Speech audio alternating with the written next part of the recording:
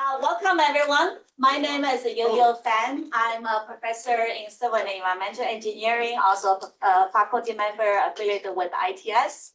For those who came new as a new student, welcome. I missed the welcome party. I was out of town, but here's my sincere congratulations to be part of the ITS family. Before I introduce our speaker, just a very brief advertisement about my graduate course coming for the upcoming winter on optimization, ECI 253. So if those who are interested in decision-making under uncertainty, sequential learning, that's a class where you will learn a lot. Okay, so with, then now up to the introduction of today's seminar. It's a great honor to introduce today's seminar speaker, Professor Rick Geddes from Cornell. Professor Geddes is a professor in economics and public policy. He's the founding director for the Cornell program in infrastructure policy, a very rare, unique program that most of you would actually want to interact with at some point of your career. And then so Professor Geddes is doing his sabbatical for a whole year at Stanford. I thought this is a great opportunity to invite him here to interact with our faculty and students. And besides the seminar topic, he also has this really breadth knowledge about the infrastructure, economics, and the policy, and especially in the context of emerging technology. And so feel free to ask any questions. I'm volunteering you. Okay, without further ado, let's welcome Professor Geddes.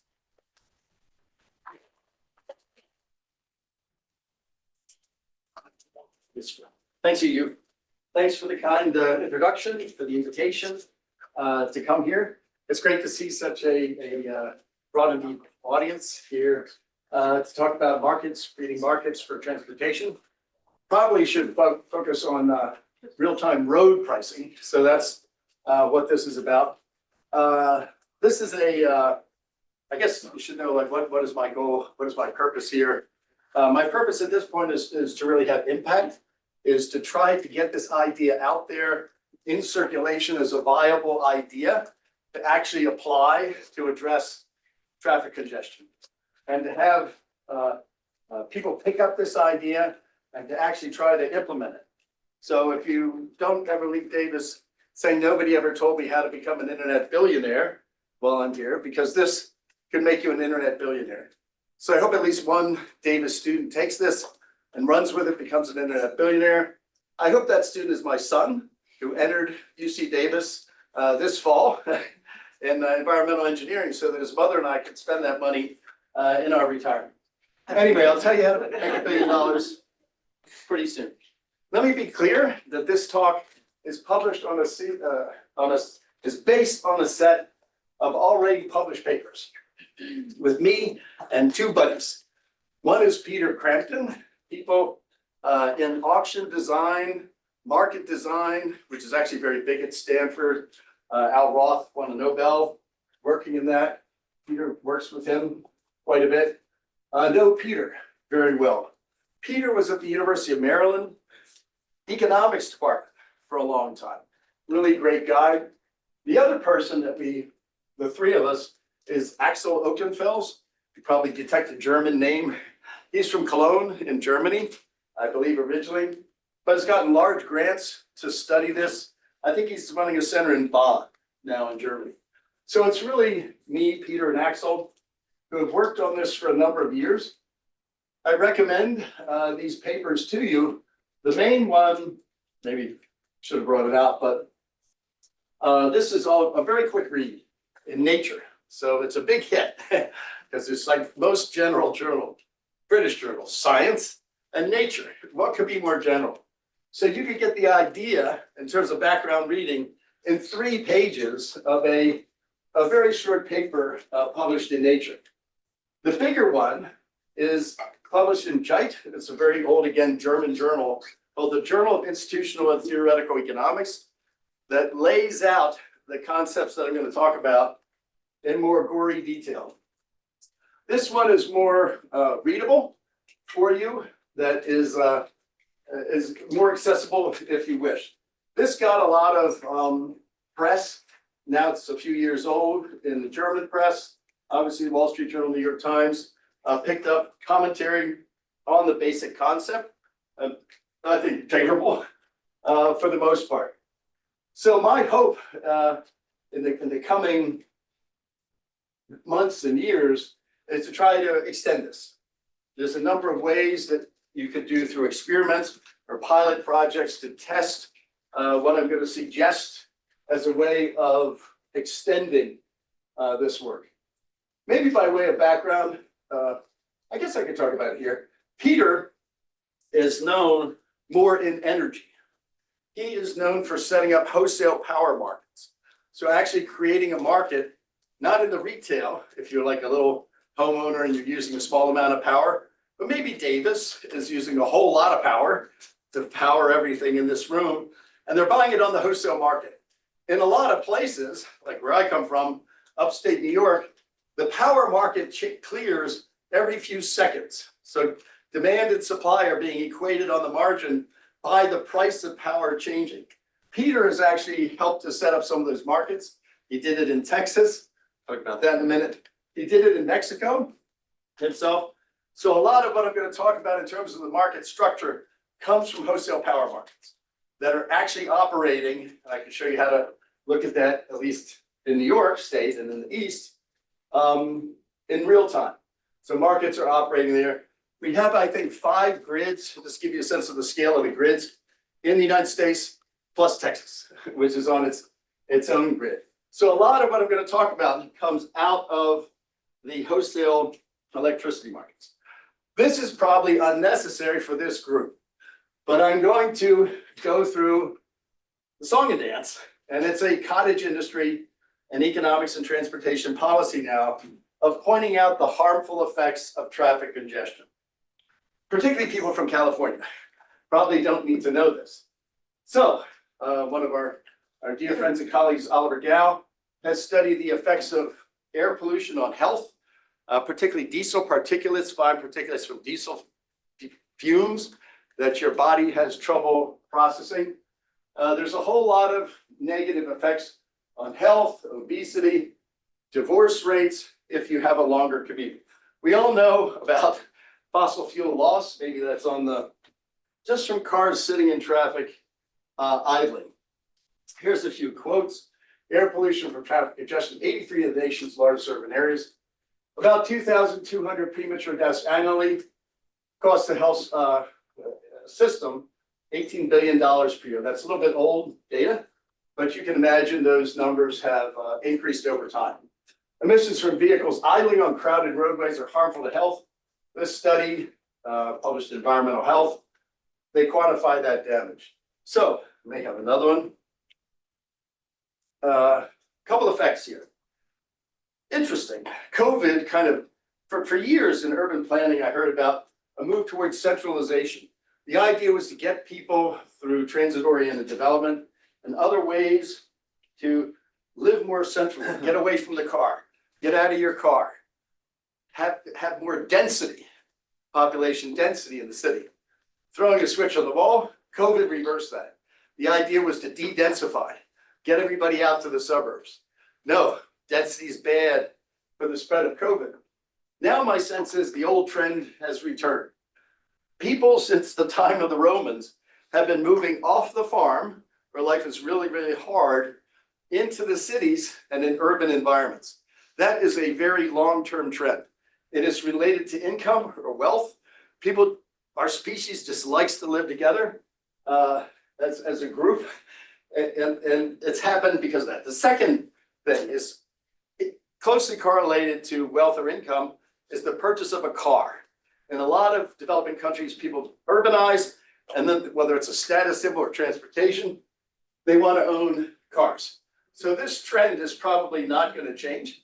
You're going to see increasing congestion, increasing density of population, increasing urbanization over time.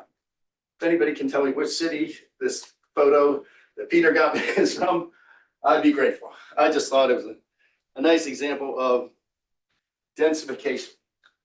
Some from German data from Axel. Congestion costs about $1 trillion a year. It's rising. US drivers spend about 1 working week a year on average, slightly less in Germany. Los Angeles is about 104 hours per year. People always picking on Los Angeles. Do you talk about INRIC's data at all? Okay. Yeah. So in my world, INRIC's is the keeper of record. So private firm, keeper of record on the data across cities around the world on the burden of traffic congestion. So you can pick your city. Moscow here wins the race. And that's peak hours during the year spent in congestion. About, well, actually, sorry, LA beat it at 102. Moscow's right below it. Down here, Sao Paulo, I don't know if anybody's from Brazil, then San Fran, and you can just go, here's some German cities over here, ranked about, and that's the ranking, the INRIC's ranking. 1 is not good, the lower is not good in this case, it's more traffic congestion.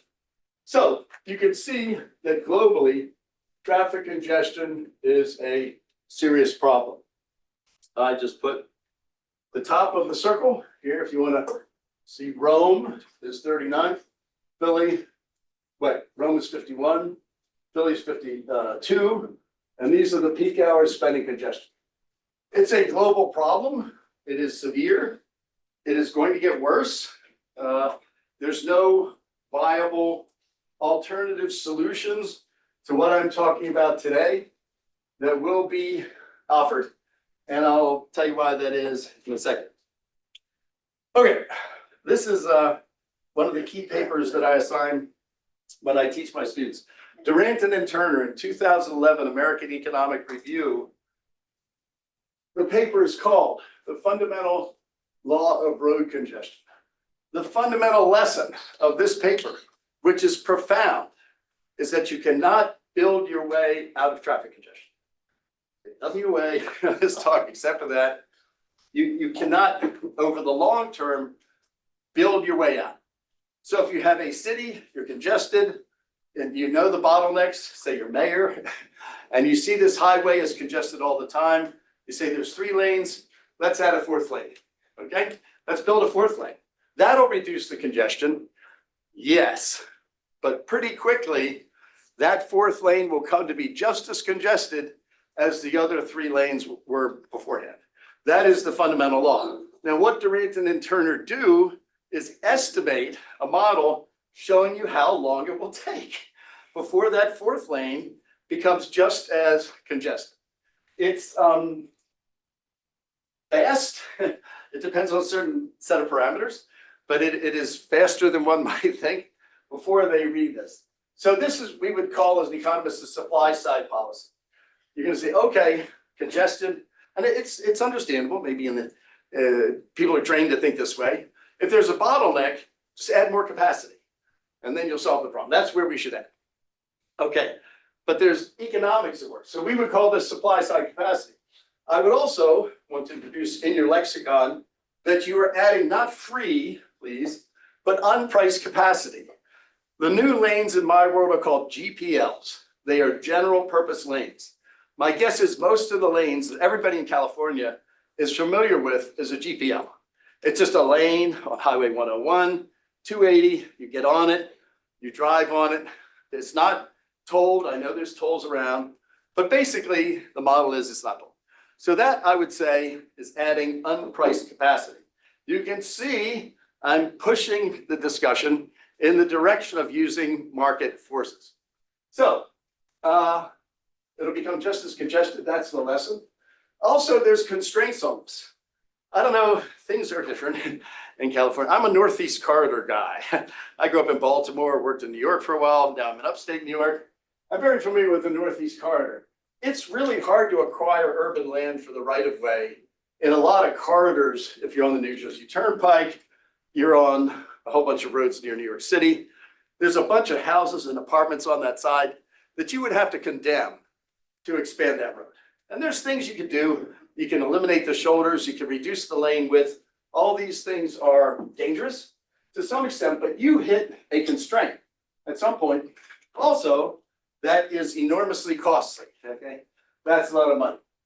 Just as a footnote, and I don't want to be mean to Uber, Lyft, and I don't know how it was in California, but when Uber and Lyft first were introduced in New York City, there was a hope, really, or a thought that somehow ride-hailing services would reduce traffic congestion. Over time, we've come to realize that is false. They are often parking or circling, waiting for a ride, waiting for a customer in New York City. And my guess is, although it's hard to measure, the effect is the reverse, okay? Over time, given that they've hired economists internally at Uber and Lyft, come to realize that they support pricing of road use.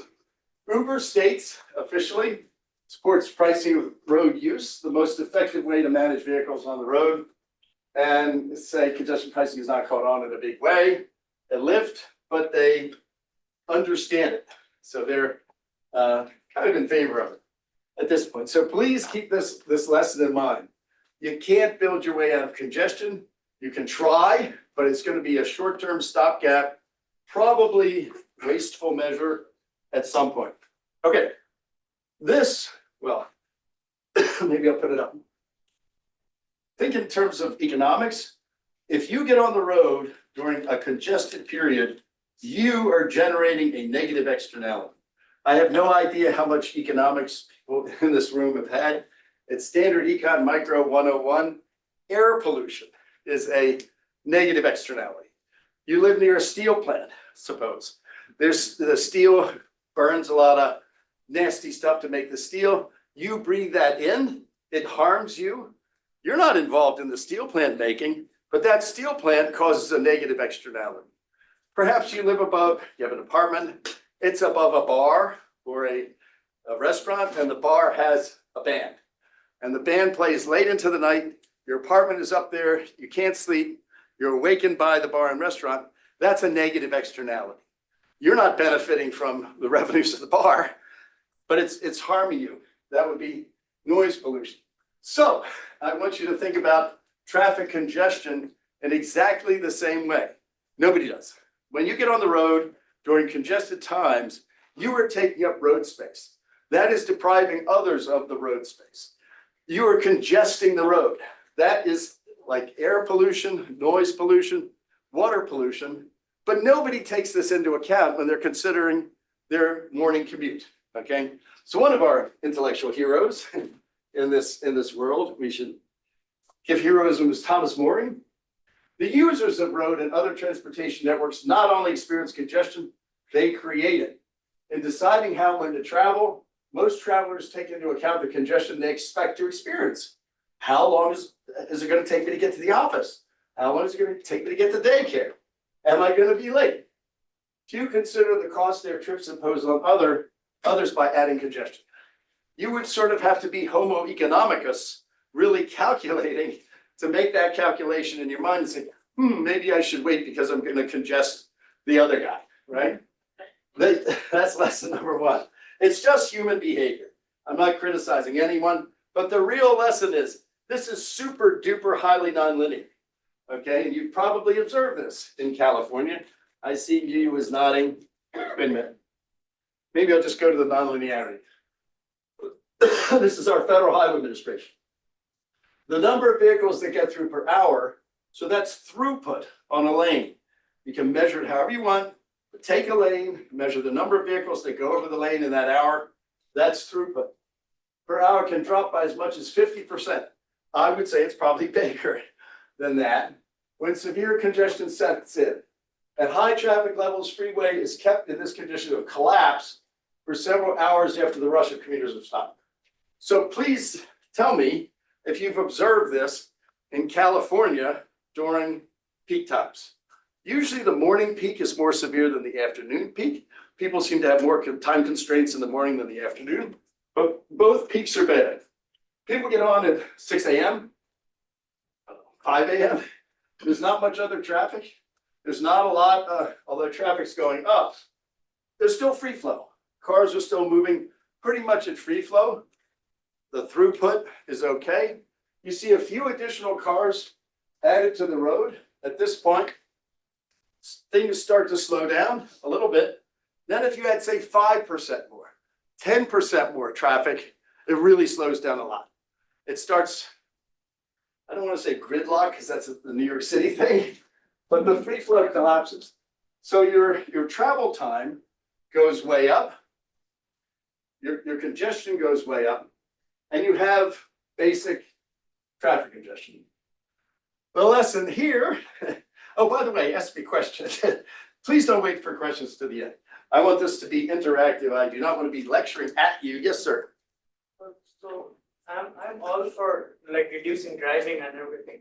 But my main question is if driving causes congestion and public transit is not at its best right now in the US, what is the short-term solution to reducing congestion right now? Your question is about public transit? No, my question is what's the short-term solution to reducing congestion right now? That Yeah. So hang on, and let me get a few more slides along. If you feel cheated, like I didn't answer your question sufficiently, but you've hit on a really important, which is the substitutes, right? The substitutes for road transportation.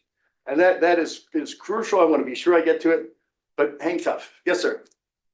When they're quoting this like condition of collapse, is that like it's really slow, everybody's fighting for every inch of that highway? Like Yeah, bumper to bumper, to inching bumper. along Okay. like this, maybe not stopped. And there's a guy in New York, his name is Gridlock Sam.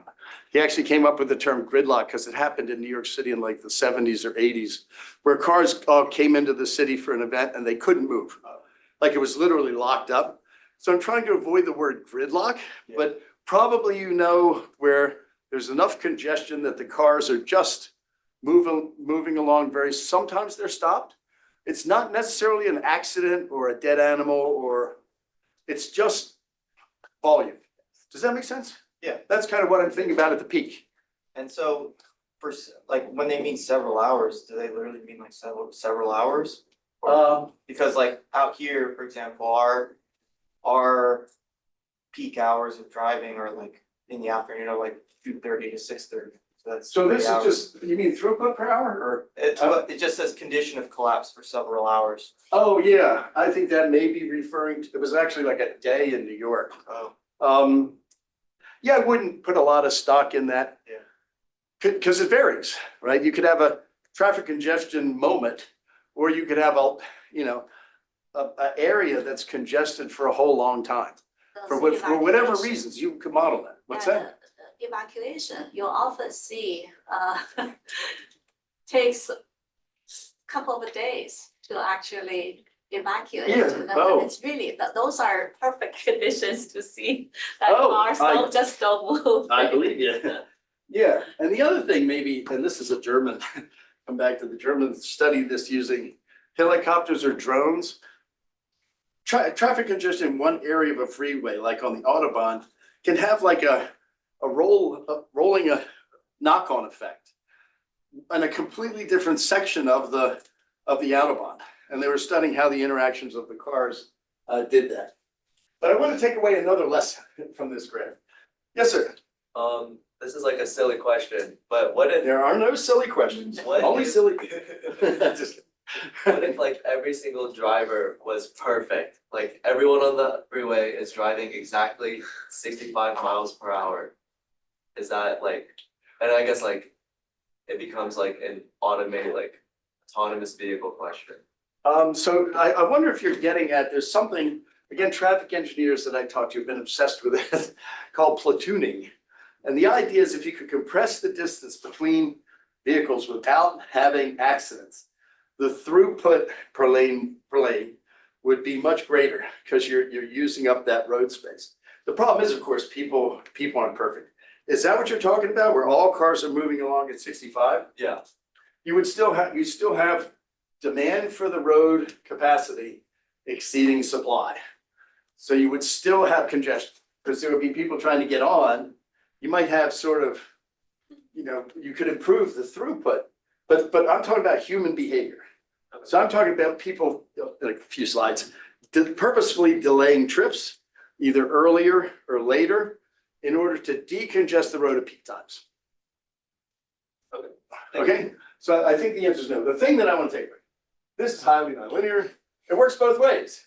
People often focus on what they know, which is, gee, I get on the road, I'm a few minutes later than usual. All of a sudden it's congested. The curve's going up, but it works in both directions.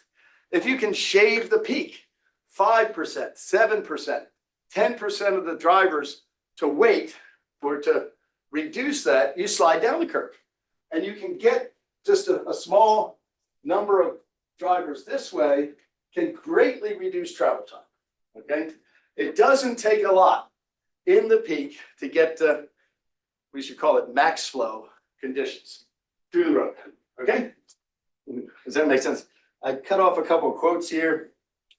I think I said this. Excuse me. Increased social costs. Economists are always worried about social costs of business activity, water pollution, air pollution, noise pollution at London Heathrow Airport is one, whatever it is. And this is a key congestion. So keep this nonlinearity, keep it in mind. It works in both directions. And we made two strong claims. Okay, what I'm going to say now is real-time road pricing. We're pricing the use of the road. Let me be clear. We are not selling the road. I've heard so much misinformation about this talk. The roads will remain publicly owned. What you are selling is a use right. If you rent an apartment, you don't buy the apartment. You're a tenant. You have the right to use the apartment under a contract called a lease for a certain amount of money over a certain period of time, okay? So use rights are common in the law, just to be clear. So what we are selling is the right, well, I'll get to it in a few slides, but I'm going to say this is the only viable long-term solution to the problem of traffic congestion. And I'm going to say, if you get the prices right, and the prices change quickly enough in real time, that you can eliminate, a strong word, eliminate, get rid of, kaput, traffic congestion, okay? So those are my claims for today, unforgettable. Let me convince you of that. Let's look at one of my favorite infrastructure facilities, being a Northeast Corridor post-industrial crumbling infrastructure, Blade Runner kind of guy, is the New Jersey Turnpike. My goal in life is to have a rest stop at the New Jersey Turnpike named after me. No, just kidding. All right, so this is the market. I want you to think forever, for the rest of your life on this earth, think of the use of the road in market terms. I'm an economist. I'm imperialistic about being an economist. The supply curve is relatively inelastic. It's pretty vertical, the way I drew it. Now that says the operators of the New Jersey Turnpike cannot change capacity on the New Jersey Turnpike quickly. They have some ways to do it. My favorite example is actually the Golden Gate Bridge, because there's a thing called the zipper, I think. So what happens, I don't know if people know the Golden Gate, but everybody comes in from Marin, from north of San Francisco in the morning. They come from north to south across the bridge, piling into the city of San Francisco. In the afternoon, they reverse the commute. They go north up to the headlands, and the commute is reversed. Well, there's this thing. They are movable, we call them Jersey barriers, in the middle of the Golden Gate Bridge, where a machine moves those barriers. It takes about 20, 25 minutes from one lane to the other. So you get, I think, 3 lanes coming in the morning and 3 lanes going out in the afternoon because they change the lane. That is saying the supply curve has some slope to it, but not a lot. We would say it's inelastic. The other thing you note about this graph, demand at 4 a.m. when the New Jerseyans are asleep is low.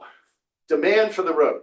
There's still people who are on I can promise you, on the New Jersey Turnpike at 4 in the morning, and this is going to ramp up pretty quick, right? So this is not to scale, all right? Look what happens to demand. In reality, it's orders of magnitude for the demand curve to be farther out to the right than it is here. But hopefully you get the point. the price of road space does not change for the New Jersey Turnpike or any other infrastructure facility, despite the demand curve popping to the right. So let me go back. That's wrong. There. So demand pops to the right. In an economist sense, what is going on is a shortage of road capacity. The quantity demanded at that price is higher than the quantity supplied at that price. Traffic congestion is just another form of shortage. If anybody's in an economics class, this is like any other shortage.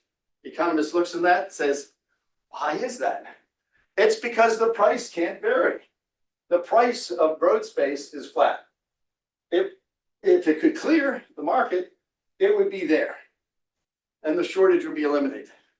We can argue, happy to argue, whether most of the adjustment occurs on the demand side, where demanders of the New Jersey Turnpike are adjusting their behavior in the morning to take that congestion into account, or does it occur on the supply side, where the operators of the Jersey Turnpike adjust lanes, like the Golden Gate, or something else? Okay, that is the core of the economic problem. How do you get prices? It's not for sale of the Jersey Turnpike, first for use of the Jersey Turnpike to change. Okay, maybe I'll say, just to avoid confusion, many jurisdictions around the world do a song and dance about a different thing. So the United States made the decision a long time ago, primarily in 1956, but even before that, to pay for our roads through cents per gallon taxes on fossil fuels. That's both gasoline and diesel fuel. That is true at both the state and the federal level. For interesting historical reasons, the state of Oregon was a pioneer in like 1919 in having what the British call hypothecated tax on gas and diesel. Hypothecation means you pay the money at the pump. We, the collectors of the tax, the state, earmark that money just for transportation. We separate it from the rest of the budget. Other states followed pretty quickly after the state of Oregon. But what happens not long later is we're in the middle of the Cold War. It's 1956. President Eisenhower is in the White House. President Eisenhower had run the war in Europe and saw the Autobahn that the Germans had, which is tremendously engineered. He also saw how the Germans could move military vehicles around the country pretty effectively using the Autobahn. He realizes that a divided, limited access, high-speed highway network is really helpful for national defense. You got to realize how the mentality was in 1956. It was very serious, perspective. And he had also toured the United States and realized we had these, frankly, crappy state roads that couldn't handle tanks or anything heavy. It was really slow. The word defense is in the act that created the interstate highway system. I forget the full name, but I know that the word defense is in there. There was a federal hypothecated gas defense. Eisenhower quadrupled that tax to pay for the interstate highways. So it was good, right? There was kind of a famous meeting that I want to read more about that took place at the White House. Talking to Eisenhower, you had the transportation people, the president sitting there, and he's like, how are we going to pay for this? Eisenhower was a user pay kind of guy. He says, I want tolls on the interstate highway. I want to have tolls. But in those days, they were all cash tolls. So you would have had to stop on the interstate highway, no easy pass, what do you call it? Same idea, easy pass. So you would have had to stop and pay toll. It would have defeated the purpose of the interstate highway. So he asked his advisors, what's the next best thing? They said cents per gallon taxes on gas and diesel fuel, sir, is the next best thing. And he said, that's not bad, because in those days, 1956, four-door Chevy, four-door Dodge, four-door Oldsmobile got about the same gas mileage. So if you were in a four-door sedan, you paid about the same in taxes for the use of a lane mile as the other guy. It wasn't unfair. It was fair. And that built our interstate highway system. Now, we're in a serious problem. First of all, we're trying to discourage the use of fossil fuels. At the same time, the money for the roads depends on people burning fossil fuels. One of my favorite DOT heads was Mary, what was Mary's? Mary, what was her last name? It'll come to me. And she said, this is a policy at war with itself. You cannot, it's like paying for the healthcare system with a tax on cigarettes. At the same time, we're trying to discourage the smoking of cigarettes. Eventually, you're gonna run out of money. And so that's happening. The second thing, it's cents per gallon. It's 18.4 cents per gallon at the federal level. It is 24.4 cents for diesel fuel at the federal level. Those numbers have not been increased since 1993, when Clinton was president. But the inflation since that time has reduced the purchasing power of the revenue from that enormously, like 40, 45% since that time. The third thing, frankly, it's become unfair because with all due respect to Tesla drivers, anyone who drives an electric car is paying zero in gas or diesel fuel, diesel taxes. Where I live in upstate New York, there's a drive for 15 minutes out of town. There's a lot of poor farming communities where they're driving an old Ford F-150, which gets terrible gas mileage. And they're poor families. So the poor people are paying a lot more in the road tax than the rich. So it's become less equitable over time. What has happened? Again, someone should write about this. The state of Oregon is the leader. Oregon realized this was unsustainable 15 years ago and started doing pilot projects to switch to a RUC. They call it a RUC. It's a road usage charge. Some people in my world call it an MBUF or a mileage-based user fee. Either one, for some reason it's geographic. Let's stick with RUC. What it is a charge you pay cents per mile. It's either 2 or 3 cents per mile, and they got rid of the state's gas tax. So it's not another tax. This is a very thing to tell your citizens about. It's not a new tax. It's a tax instead of an old tax. And there are various ways to protect your privacy of measuring how much road you use under the RUC. And if people are concerned about how they do that, I'm happy to chat about it. Yes, sir. So for this, I don't know if you're about to get into this, for this RUC, would it be like, oh, I'm paying, like I have a general idea of how much I'm driving per month, I'm gonna pay this much per month, or would it be as soon as you enter the freeway and exit the freeway, you pay cents on the difference between the two? So the Oregon guys are great. Oregon DOT. So they thought of like a menu of options. Okay. So there's one I think you can do. I call it the all-you-can-eat version, where you just pay the state a certain amount of money per quarter, per month, and they don't ask you anything about your driving. Just pay the money, right? That's why I call it the all-you-can-eat, right? You just drive on the roads. There's another thing, like if you go buy a new car now, like half the cost of the car is electronics. So cars are much more teched up than when I was your age. And there's a box, and the box is like an inch by an inch by an inch. And you plug that into the car's USB unit, but it measures your speedometer, interestingly. So if you know what a car's speedometer is doing, you can just use arithmetic to figure out how many miles you traveled. And they charge you based on the car's speedometer. There's some other, what's that? The OBD reader. Okay, good. The little chippy thing. Yeah, well, I've seen a picture of it. I think there's another one where like your guy, I don't care about my privacy. Big Brother can monitor my movements down to the sub-meter level. And then they'll just use that thing, your phone or something device like that in the car and measure how much you moved. The question I haven't, I know they have an answer for this, but suppose you drive from Oregon to Washington. So you're using Washington roads, not Oregon roads. How do they figure that out? I don't know the answer to that. Students have asked me that question. I should probably figure out, maybe you know. The point is, it's not just the United States. Oh, the state of Washington did look into that. Interestingly, Minnesota was another state that's been looking at this. New Zealand has done this. If you're into Europe, the Germans, bless their hearts, it did something called the MALT, very German system on the Autobahn, which is a flat, or constant MBUF. It is just a funding mechanism. This is not a mechanism to address congestion. They did not sell it that way. They did not explain it to the public that way. It is purely a way of shifting from a gas and diesel tax that is becoming less sustainable to a system where it doesn't matter what your car's fuel is. You could run on vegetable oil if you want firewood. You could run your car on anything, and you're going to pay the same for the use of the roads.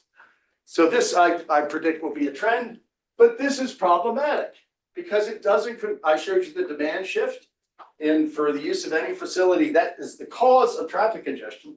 This will not address that because it's flat. It's just 2 or 3 cents per gallon. Any questions on these shifts? There was a movement to get the feds to do this, but it didn't go anywhere. Okay, I probably don't have to. Maybe I do. I don't know, but maybe I'll state the obvious. This technology that you use Waze, use Google Maps, location technology. Peter told me the word for this in science is like kinematics. I don't know if anybody, is that right? Yeah. I thought it was the study of the objects in motion. Well, But it's is it also location? It traces, it's a trajectory, Oh, trajectory. yeah. So that would Trace be the entire right. Trajectory. Okay, so do you think I'm using, you tell I me think that's if I'm correct. using it Yeah. correctly, that word. So there's a sub-science field that relies on gizmos like this that is called kinematics, and it has advanced enormously. And interestingly, it's in both the X, Y, and Z space. So if that thing can tell if you were on the upper level or the lower level of the George Washington Bridge while you're driving into New York City. So it's not just the plane, it can tell in space down to the sub-meter level. Sorry if, they know where you are, whoever they is in your mind, corporations, the government, whatever, it's too late. And the cost of this has gone down with scale. Everybody has a phone. So we have enormous scale effects. The cost of this dropping. Maybe I'll state at this point in the talk, our intellectual hero in this talk is a guy, I'll show you a picture in a second, but his name was William Vickery. William Vickery taught, how many have ever heard of him, taught at Columbia Econ Department for decades. I think it was 89, 88, I have it on a slide. He won the Nobel Prize in economics, actually for designing auctions, to talk about why auctions are most important. But in the 50s, Vickery was writing papers about how to peak load price the New York City subway system. Because he noticed everybody was going down to Wall Street in the morning, hanging on to the straps, and people in the afternoon and other parts of the day, it was under capacity. I heard Vickery speak when I was a graduate student at the University of Chicago a long time ago, because my thesis advisor invited him to talk. And he was a great guy, brilliant guy, not the most compelling speaker, but he kept talking about this topic, about cars metering the use of the road. And he kept talking about a whirligig, okay, to use his terms. And what Vickery thought in those days was the reading, the measurement of road use would be under your car. And there would be this thing that would spin around, and we could meter your road use by sensors that would be in the road that knew it was your car and you drove over it, we're going to charge you. Vickery was so committed to this that he put sensors in his driveway. He put the whirligig under his car, and he could measure back and forth how much he used his driveway. I said, guys, we can do this. Now, Vickery could not have foreseen the technology is above your head. It's up there. It's cell towers that are speaking to satellites back and forth and then back to your phone. So we're measuring We can measure road use in your location with all the technology that is above us. Okay? So my point is, every pushback for Vickery, I heard this, was not about the economic concepts. It was not about the policy. It was about the technology. People would say to Vickery, we're just not there. We don't have the technology to do this. I am here to tell you that it's not a technological barrier. We have the technology. This is about politics, okay? Let's just be brutally clear here. Okay, let's pull the big lever. Price all road usage in the network. Will we meter your use of the driveway? Yes, we will meter every use of road space that you use in real time, okay? And we will know that with this. We have that technology. Second, we will create both spot and forward markets. I want to be clear what the commodity is we're talking about. Renting here is a road slot. We use the term slot. A slot is the right to use a particular distance on a particular road for a particular length of time. That's what we're calling a slot. Now, I went to the University of Chicago. If people know Chicago, the town is all about commodities. It's about trading number 10 wheat, pork bellies, beef, coffee. Everything is traded there. Every one of those commodities is precisely defined in a very rigorous way. There's like number 10 wheat, and that is a bushel of a particular type of wheat. It's the same idea here, where we create slots in road space. Okay. Maybe I'll just, somewhere I thought I had a definition of a forward market. Let me see if I put, yeah, there it is. Okay, I want to be sure everybody's on the page. Again, in Chicago, you would know this. A forward market is where you're trading the contract in the future. So you may have heard futures markets. Forward markets are different because they're private, they're informal, over the counter, typically not traded on an exchange. We can talk about the difference between forwards versus futures, but we're talking about forward here. Set the price of an instrument or asset for future delivery. So I contract with you to buy number 10 wheat from her. 1 week from now, I'll buy 1,000 bushels at this price from her. So I think that's a call. So I'm buying from her. But the point is, we're making this arrangement for the future exchange. And if we do it right now, I go to you, I say, I'll buy your bushel of number 10 wheat right now. Here's some money. That's the spot market. That's the market right now. And there's different prices for the future or forward versus the spot. Okay? The term was commonly associated with foreign exchange, but applied to commodities. So you can tell what we're doing. We are trying to commodify the use of road space. Is the bidding for power market for next day, is that the forward market? So next day, Yes. okay, Hang tough. I have a great slide on it. okay. Actually, well, Peter gave it. But is there any question about what a forward market is? So it's going to address a serious problem that you might be sensing in what I'm proposing to you at this time. Yes, ma'am. How much in the future should it be? What's that? The forward market, how much in the future can it be? Oh, it depends on the commodity. But to answer her question, the electricity markets are 1 day ahead. It's power markets for Texas, one that Peter showed me is 1 day ahead. So But you and I can- forward market? What's that? So this is a forward. It's a forward market. Yeah, Market. it's a forward. Yeah. I guess to get a future, you'd have to have an exchange, formalize the contracts. I haven't fully convinced myself why we couldn't use futures, but I'm sticking with forwards for today. But it depends, you can do anything you want. So maybe that's part of the point, it's informal. You and I are just creating this deal, right? And then we just trade a week from now, I'll buy 1,000 bushels of number 10 wheat from you. You say, okay, right? And we have that contract, it's about a contract. So, but all that has to be worked out through market forces because nobody's ever done this. Yes, sir.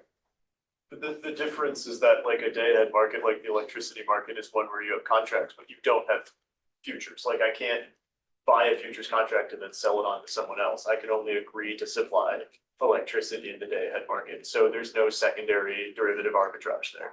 I don't know enough. Is that a question about energy markets? So I'm just saying that's the difference between forwards and futures. That's Oh, why we you're don't trying- use that. Oh, good. Okay. Well, you know more than I do. I'm trying to learn this as I go. But let's talk after that. I'm trying to get this in my head. Yes. I learn more from my students than they learn from me. So this, I'm gonna stick with forwards, but I skipped a couple key slides here. You might say, who does all this coordination? Who is setting the prices? You know, how, and what about monopoly power? Aren't roads like kind of scarce in some sense? So wouldn't a private operator just jack the price up to get monopoly rents from this? Well, we can borrow from other utilities. The transportation network is a utility. And I'll say there's spectrum, use of the radio spectrum is auctioned off. Your phone is using the radio spectrum to communicate by the Federal Communications Commission. There's the wholesale power markets. So there's a lot of other markets where this type of approach is regularly used, okay? So that's what I'm saying. It's a utility. It's familiar to us. The key thing, principle, here, let's let her, she needs to get, okay. Give her the letter. Please remember those three words. The independent system operator, or the ISO. And this is borrowed wholesale from wholesale power markets. The independent system operator is this independent entity that just makes sure the market clears. That's all, that's what they do, okay? The electric power market is open to all. It's open access. What that means is if you starts a commercial housing development, she's a developer, she has 50 houses in her development, and she goes, is it Pacific PG&E out here, and she says, oh, hey, PG&E, I want to connect my housing development to the grid. My homeowners need power, connect me. They cannot deny, they can't say no. They can't say, we do not like you. We will not allow her to connect to the grid. No. So they're legally prevented from doing that. That's called open access. And so the same notion we want to apply here in roads. Moreover, it's on non-discriminatory terms. What that means is, yes, we'll give UU's development access, but man, are we going to charge her high rates for power, right? No. The ISO is prevented from doing that. So this is similar to me saying they can't, Peter's always reminding me of this, they cannot withhold capacity. So they can't, the PG&E, they can't say we're cutting, which is a monopolist. Basically, the way a monopolist works, like De Beers Diamonds, they cut back, or OPEC did in the day, they cut back on the supply and jack up price. So they can't do that. What they do is regulate the flow of traffic using price as the handle. And the analogy I like to use, your kid, you stand in the sink and you have a funnel, and if you turn on the water real fast, the funnel gets backed up. You turn it on real slow, the funnel's not maximized. But if you get the flow just right, the water will flow right through the funnel smoothly, free flow. The handle is the price, right? You regulate it through the price. We could talk about some utility law here, but I won't. So the goal of the independent system operator, and there's a whole governance structure about how the ISO is overseen by a board, is well worked out in power. So what we're doing is taking that and just transplanting it to the road network here. So the goal of the independent system operator is pretty simple, not to act like a monopolist, not to withhold capacity, but to make sure that they get prices right in both the forward and the spot markets to max flow, to maximize flow. Okay, does everybody see? So the independent system operator is a key element of this. Here, I wrote it on this slide. A slot excuse me, is the right to use well-defined road segment at a particular time. The market will work out what the optimal interval is, just like the markets in Chicago work out the optimal size of a wheat contract, pork bellies, beef, whatever it is. They establish the price for each slot. Depends on the vehicle specific demand. People ask me, will it include a environmental externality? Pollution, yes. You can include that in the price, right? These are, if people take the economics, based on the work of A.C. Pigou, an Italian economist, used to like Piguvian taxes, if you'd studied that in economics. Okay, the next thing, again, to rely on this gizmo is the app. Let's see. Okay, so here's how we think the market would evolve. You might say, to you as Geddes. Yes, sir. Sorry, I'm still a little confused. You said future forward markets and spot markets would be used, or? Yeah. How would So you, price information ahead. how would you use, how does both work? So you suppose you're a big user of road, you're UPS, FedEx, DHL, Hoover, and you want to lock in the price you don't want to be subject to price spikes on that day. So you might, and we can argue about how far in advance, but you might want to lock in the future price of the use of the road. You would do that through a forward contract. So And then a spot contract would be just like, or. yeah, so spot and would forward be- markets and commodities work in tandem all the time. Okay. So, but it's typically a different customer, right? It may well be a different customer that is playing in the spot or the forward market. And the other thing that your question stimulates up here is you can arbitrage. If things get out of whack in the forward versus the spot, and there's a relationship between those markets, you can profit by trading in that. So back to the billionaire point, if you want to be a trader in this type of commodity, this new commodity I'm talking about, which is road slot, you could arbitrage that market to bring those prices back into some sort of equilibrium. But it would be a different player in the spot versus the forward. Does that make sense? So just like the player or the person. Or the in buyer. spot market What's that? would- Person buying the spot market would just be like someone who wanted to use road, and then. the Yeah, forward market that's would my be next two bigger or three stuff. slides. Okay. So hang tough, Lillian. Well, maybe you'll answer these in the next few slides, but as I'm thinking about this and how we have, let's say, individuals like me who are just buying one spot, and then individuals like Lyft or corporations who are buying a bunch. How would you write the law so that you avoid essentially traffic scalping, like apps coming along and being like, well, I'm buying up this huge, chunk of road at a low cost, and then I'm going to sell it back to other people. at You mean higher so they would price." have market power? Yeah. I would think that would be the job of the ISO to Okay. prevent that, but how does that work in power markets? Yeah, 'cause- Because I would right now, we're just transplanting the institutional structure of a wholesale power market, sticking it into transportation. Okay. So you might know. It Yeah. doesn't work that way in power markets at the moment because storage is expensive and scarce. Okay, But if there was enough storage and it was cheap enough, you absolutely could have someone buying up electricity to reduce capacity and then jacking up the price. So you could have some type of very unfair arbitrage happening if you don't address that now because it's not a physical possibility. yeah, But I think it's more possible for roads in Right. this scenario. Like, I think your solution is much more usable. than- much more what? Is much more prone to abuse based on Okay. fundamentals that. I mean, my instant Power- answer is apply the antitrust laws would apply to these folks. And just like- there's policy solutions to it, obviously, but I Yeah. think. Yeah, like, that you would should- work in concert Yeah. with antitrust or competition, as the Europeans say. That's my instant answer. Okay. But also there's this ISO structure superimposed. So they have this mandate of preventing monopoly power. So I don't know who would prosecute these bad guys. It'd be DOJ, Federal Trade or the ISO. But there's a big thrust here of preventing monopoly behavior. Yeah, but I would be worried that this would end up behaving more like tickets than like energy. And that Tickets. you could, well, like how you get ticket scalpers and stuff Oh, like that. yeah. Because you're not, the road is the road, you're not storing the Right. road, it does have some capacity though.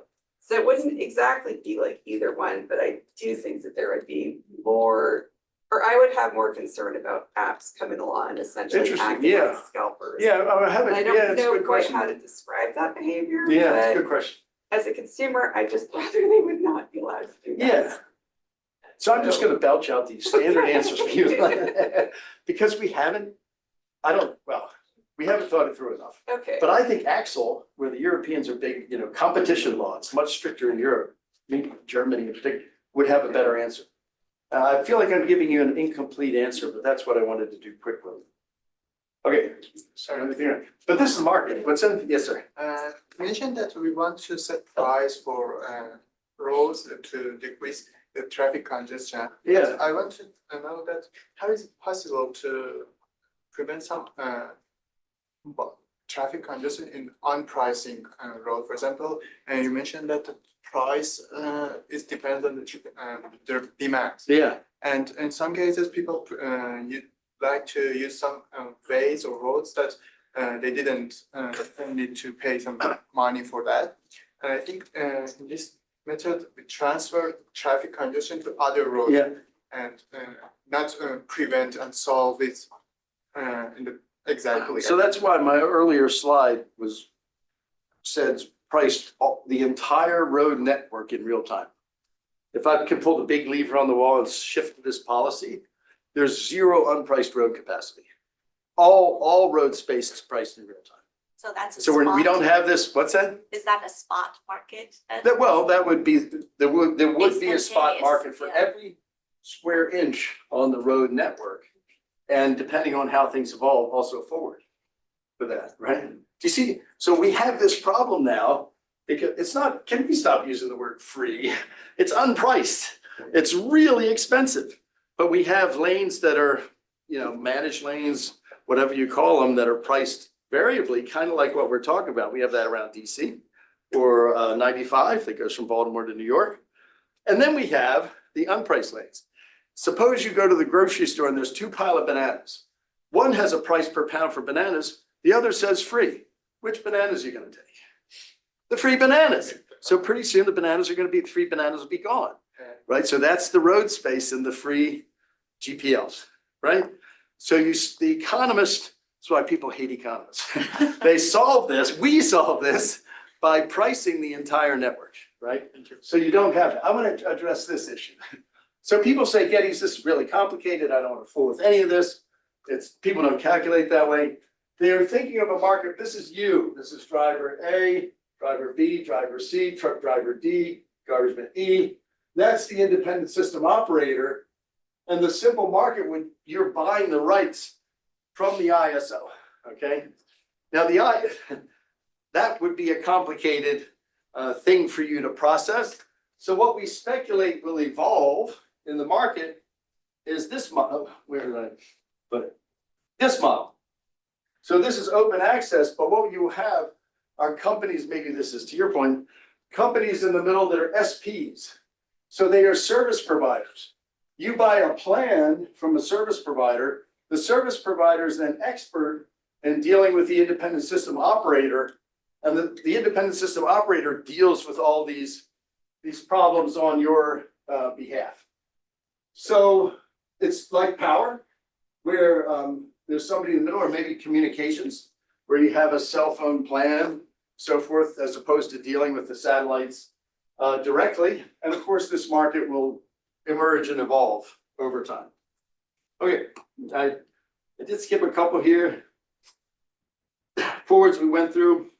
Maybe I'll just say forward mitigates risks. A big reason why you trade, why I would buy used bushels of number 10 wheat is because I want to lock it in. In Chicago, there's a lot of farmers. And the farmers want to know when they harvest their crop in whenever it is in the spring, whether it's wheat or corn or soybeans, they want to know what price they're going to get for it. So they want to hedge the risk. So the reason you do that contract is to reduce the risk associated with when you're going to market. And you have somebody else on that other side of the transaction. Same idea here as in other commodities. The service providers develop apps, the easy expression of demand. So you can express your demand for the road use. And let me show this. Maybe this gets to you's question. Peter was on the board for ERCOT. Anybody know ERCOT? Electricity Reliability Council of Texas. And Texas is its own place. They don't want federal regulation. But if your power lines don't cross state lines, you are not subject to FERC, Federal Energy Regulatory Commission regulation. So Texas is its own power grid. And so they have their own grid set up and they can manage it however they want. So Peter convinced, so they agreed to set up a wholesale power market according to the basic outline that I'm giving you now. And Peter and his buddies helped set it up and the governor put him on the board of this. So Peter gave me this. This blue line is the real-time or spot market for power in Texas. This red is only 1 day ahead, 1 day ahead forward market. Take a look at how smooth the red line is relative to the blue line. There's super sharp price spikes in the spot market, right? The red line, just 1 day ahead, there's some spikes and so forth. And so it works in some sense. The forward market helps to reduce risk associated with price fluctuations. I don't know if people know what happened in Texas a few years ago when I shouldn't laugh. When they had a cold snap, people didn't like everybody. Texas has, you know, they just everybody turns on the electric heater at the same time, overloaded the grid. Grid melts down. They're not interconnected to Oklahoma or any other place, so they couldn't buy power from other places, and they had a huge, you know, set of problems. The governor fired Peter and others associated with it. But does that help address your question, you, about the economic effects of forward markets? Right. And we can go out, this is 1 day, right? Yeah, but Wow. it's surprising that the peaks of the price, the real time price, Mhm. doesn't happen when the load is the highest. Is that? That's true. The load's actually low here, right? Yeah. Unless if they heavily rely that- on some other sources that maybe the supply is not, Yeah, yeah. it would have to be, right? Yeah. If that's the load, that's the demand side, supply side. I don't know. It seems almost like it's inverted now that I look at it. I've never thought of that. This one seems to be the load. There's a little bit of a pre-increase before that spike. This back in 2017. I'll have to ask Peter about that. Good question. But I guess if you go further out, you can smooth out the price variations even more okay. Yeah. Sorry, I'm more familiar with CAISO than ERCOT, but it's actually the other way, right? The day ahead market is the primary market of trade and then the real time market is used to adjust it. So that's why you have a small spike because they under predicted in the day ahead market. So they need the RTM to adjust for it. So like the DAM is really the primary market on which energy is traded. So say that again. The day ahead market is the primary market on which the grids Oh. run. Oh. And so the real time market adjusts quite a lot because they might be slightly under producing at a given time. So they need to incentivize people to turn generators on, and because it's a unit commitment market, In the that's spot? very expensive. Is that in the spot? Yeah, so like if you need to turn on a generator, Right. it's very expensive to do that, so Yep. that's why you have those spikes, but there's very little volume in the real-time market. And so if you have a market with low liquidity, you're gonna have huge spikes, right? Yeah, So like that's yeah. the reason. If Oh, that's the interesting, demand is not sufficient, Yeah, then they turn on it's the, because the market predicted wrong, basically. totally Oh, makes sense, oh. yeah. So is it like diesel power that would be ramped up quickly in the spot? In ERCOT, I would guess it's Like- non-combined cycle gas, it's just straight turbine gas plants, I would guess in ERCOT. Huh. Boy, that's interesting interesting. I still have a question about how this would work for the like not for the big companies like Hoover or UPS, but for the everyday consumer. Are you like paying every day, every month, every year? Is it through the tax, or through an app or a private company? So I'm an economist of a certain ilk who believes that the market is a discovery process. In other words, there's no way we can tell standing here. It depends on unobservable valuations of consumers on the demand side and opportunity cost on the supply side. So we have to let the market evolve so that we can discover the right, meaning the efficient answer to questions like that. I think that's some economists would stand here and say the market will evolve this way and that. I'm not one of those guys. I guess I'm just I'm more humble. like I'm more worried that like Oh, are we Yeah, running out of sorry, time? we have 10 more minutes. Oh, no, only 10 And then, minutes. All right, I gotta get to the app. Yeah, and then we also probably needed to answer questions if they are online. Oh, darn, okay. I'm sure there's a time, maybe I'll just do the apps and then, so this is what Peter did. Okay, so he developed a imaginary company called Forward Transport Incorporated, lock in prices and drive with confidence. This is what your trip would look like. You're not dealing with the ISO, you're dealing with the service provider. The service provider is providing you with this information. Maybe I'll just say I've learned more about his commute. Peter used to teach at University of Maryland in College Park, but he lived over here in Tyson's Corner. I don't know if people know Northern Virginia, but he'd go around the DC Beltway to get to College Park, University of Maryland. So on Google Maps, this would be his, sort of kind of trip where the Beltways, it's okay in this span. If you know the DC Beltway, slows down here, little going slow, and then you hit really bad traffic over there.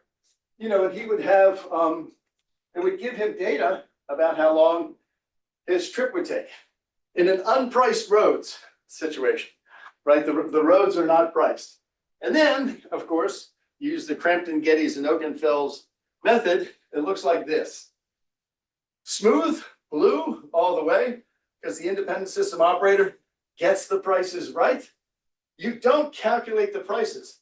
Your app, instead of like Waze or Google Maps just saying the shortest time, you might just say, give me the lowest priced trip for today. So if he leaves now, he pays $3.42. But wait, the forward market is giving him an up arrow. So that's telling him if he waits, the price is going to go up. The signal, the price signal, leave now. Get out of the house. Go to work and you'll pay $3.42 for this trip, okay? But the key is A, you have a price.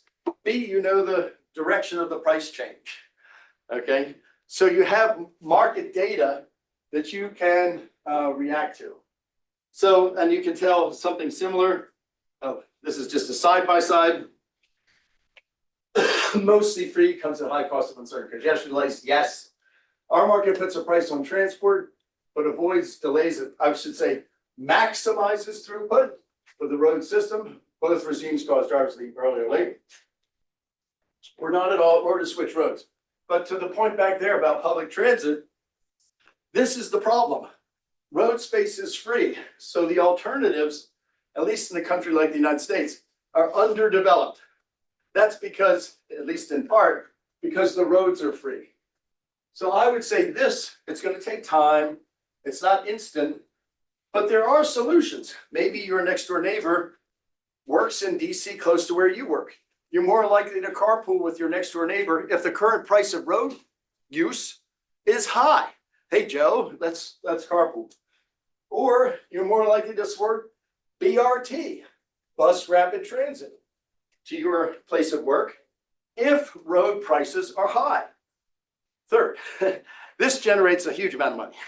So my view is that because of the points I made about gas and diesel taxes, the road system in the United States is underfunded. I'll just say that. The value of the roads is much higher than what we give it credit for because it's not priced. So this raises the revenue that you need for that. Should I shut up and take, we only got 6 minutes. Yeah, we have. Oh, I see. Yeah. But to people online, I gotta show a picture of William Vickery. I'm sorry. Vickery. Yeah, he is Great. so well respected. Nobel was 96. In transportation, everybody respects. Is that true? Yeah, Still? yeah, he's big. in Fabulous. And Vickery, give credit where credit is due. He died of a heart attack on the New York City Thruway just a few days after he received the Nobel, which is really sad. But he was a visionary. Vickery's work laid out all of this.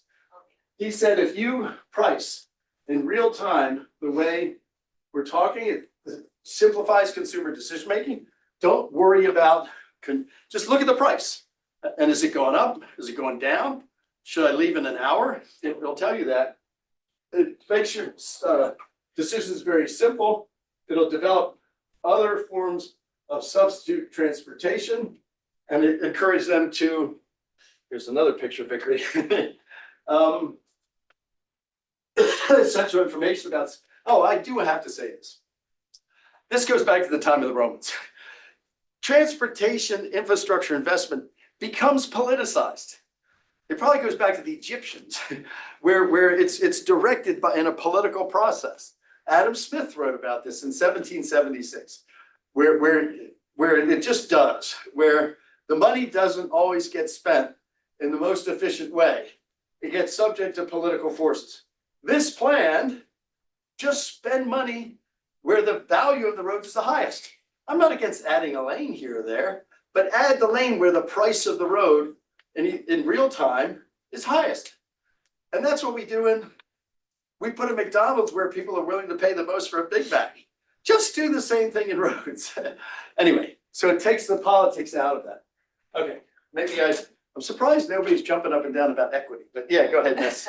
Maybe she will. Well, you alluded to this earlier, that the issue now, I think, with congestion pricing is political buy-in, and I mean, New York City got so close to congestion pricing, but I got on my knees and wept. yeah, Well, I was yeah. also extremely upset. But I'm curious, I mean, what do you think is going to turn the tide on like, politicians and people buying into congestion pricing and being willing to go through with that? Yeah, we had I had a paper, a former Cornell student, his name was actually Dimitar Netchev. It was a policy brief kind of thing. And we kind of thought about, if you talk to anybody who does transportation, variable pricing raises a lot of money. And somehow so an economist would say, use some of that newly created revenue to buy out those who are hurt by the policy, either perceived or really would be hurt. It's not, I'm not saying there's no losers in this. I'm just saying the gains outweigh the losses. There's actually theories in welfare economics, but the idea is use some of that to compensate that. I will say, maybe you're getting to this, another one of my intellectual heroes is still alive. Her name is Kara Kokelman. I don't know if people know Kara. She's a UT Austin civil engineer. And she has a section of her website devoted to credit-based congestion pricing. That's what she calls it, credit-based congestion pricing. And so she wants to make this, basically in economic terms, I don't know, again, people study economics, but if there's any price change, we're going from zero to a price. There's both an income effect and a substitution effect. She takes out the income effect by compensating that money back to drivers into a monthly account on average. So the average driver their wealth or income is unaffected by this. It just changes relative prices. So maybe, I don't know, but the politics, at least that's my original point, right? This is in Vickery's time, it was technological. And he got pushback constantly. We don't have the tech, Bill, but we have the tech now. So now it's politics. And it's also research in terms of working out how the ISO would actually operate. I do have a slide on the challenges, but the politics is nasty. Yes. Okay, I'll make the case against that. No one else is gonna do it. I think we're going towards a world where price discrimination is becoming more ubiquitous. I think you're talking about is just price discrimination. And so, I understand like there's a difference between free and someone else paid for it. Like you're trying to reduce congestion effects, traffic economy, things like that. But I think that a lot of people react inherently negatively to the idea that they're going to be inconvenienced by this. And by any type of price discrimination scheme that's trying to avoid a peak, people do things at peak because that's when it's convenient to do them. And Walmart was talking about dynamic pricing for shopping, right? Yeah. And I can see the pros to that, but the con is I want to shop when I want to shop. And so people who have the most constrained lifestyles because of children's activities or people who have constrained budgets are going to be most inconvenienced by this or pay the highest prices, whereas people with more flexibility and more wealth are going to be less affected by that type of scheme. And so I can just see the idea that people fundamentally would find this much more annoying than sitting in traffic. Maybe, but so I tell you about real world examples. So Sweden has both Stockholm and Malmo that are not congestion prices. It's that pissed me off. It's cordon pricing, where you have a ring that goes around the city center. It's different from what we're talking about. It's just a steep price. London, the downtown London did this a while ago. Singapore is the past master of this, right? People in Sweden resisted and hated this in polling and everything else before it was implemented. Once they saw that cordon pricing works, and I can show you a picture. If I show a picture, you gotta regulate me. Oh, it's okay, we don't have any online Oh. questions, Oh. so we're good. No, they don't care. Great, why is it not advancing? Oh, Is it done? that's because we. Okay, it is because we cut it off. Which, Okay, there's a picture of Stockholm before the congested city, before the cordon pricing, afterwards free flow. And the Swedes loved it after the fact. So I would say do pilot projects so that you can demonstrate how this would work in the real world. So that people, there's a literature on this. So you can actually tell people, yes, it looks nasty, it looks like it's gonna inconvenience you. But once you see the benefits, you should be more likely to adopt it. So pilots, case studies, experimental economics would help here. Darn, Lillian, what's up with you? What's up with me? So what's up with me is I think I can see his point. I'm not remembering his name. I'm not answering his question, Will. Okay, well, I think it's almost always true that the less a job pays, the more it is blue collar, the less likely you are to have any time flexibility. And Yep. you're also more likely to work the really bad hours.